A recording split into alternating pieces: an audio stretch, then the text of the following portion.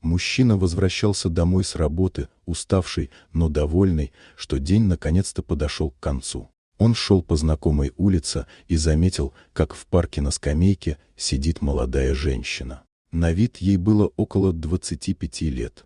Она была одета в грязные, потрепанные вещи, а ее лицо выражало страх и растерянность. Он подошел ближе и не без опасения спросил: «Ты в порядке? Может, тебе нужна помощь?»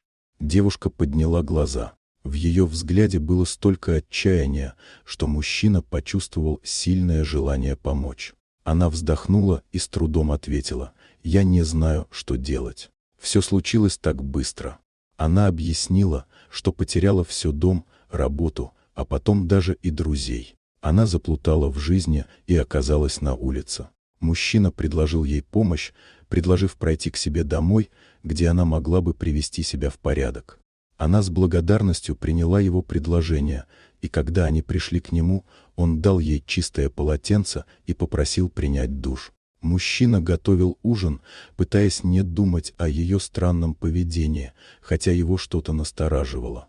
Когда девушка вышла из ванной, она выглядела гораздо более уставшей, но хотя бы немного спокойной. Однако мужчина не мог не заметить ее татуировки. Их было много на шее, руках и даже на щиколотке. Все они были яркими и сложными.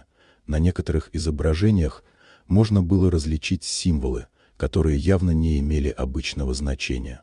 Вдруг его мысли перескочили на недавнюю новость, о которой он слышал в новостях. 3 дня назад из местной тюрьмы сбежала девушка-зечка, и никто не знал, где она находится. Она была осуждена за серию грабежей и мошенничества. Сигнал тревоги сразу же сработал в его голове, когда он вспомнил детали ее внешности и заметил сходство с изображением беглянки.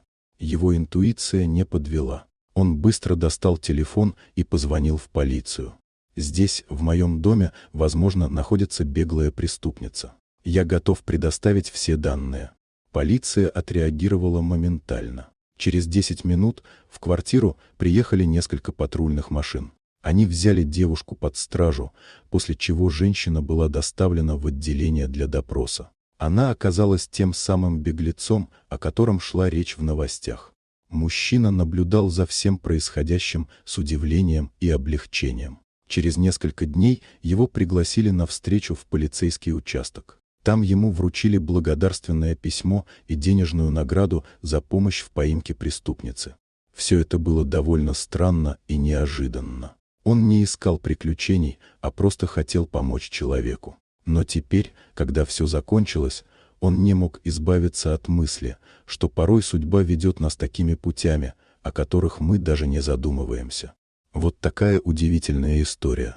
Дорогие друзья, если вам понравилось видео, поставьте лайк, а также подписывайтесь на канал, где найдете еще много интересного.